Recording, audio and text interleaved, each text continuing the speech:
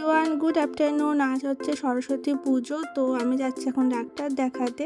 আমি রেডি হয়ে নিচে আসলাম, এসে দেখি লুসি এখানে রোদ পোয়াচ্ছে। আর আমাদের নিয়ম আছে সরস্বতী পুজোর দিনকে রান্না করে রাখতে, আর পরের দিনকে ঠান্ডা খাবার খেতে হয়। তো বেরিয়ে পড়লাম, এখানে দেখি পুজো ঠাকুর চলে এসেছে, পুজো হবে।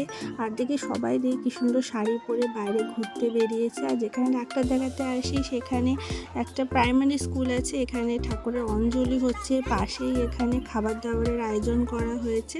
তারপর এখানে কিছুক্ষণ পুজো দেখার পর বসলাম ডাক্তার দেখাতে, ডাক্তার দেখিয়ে তারপর চলে আসলাম পাড়াতেও দেখি এখানে পুজো করা কমপ্লিট। আর একদম বাড়ির পাশেই ছোট্ট করে কত সুন্দর করে পুজো হয়েছে। আর দেখো এখানে পুচকেগুলোর সঙ্গে আজকে দেখাই হয়ে গেল। তো আজকে সকালটা তো আমার এইভাবেই কাটলো। তারপর দুপুরবেলা বাড়িতে এসে দুপুরে খাবার দাবার খেয়ে নিলাম, আর সাথে চলছিল কার্টুন। সো চলো দেখা হচ্ছে নেক্সট ব্লগে, বাই।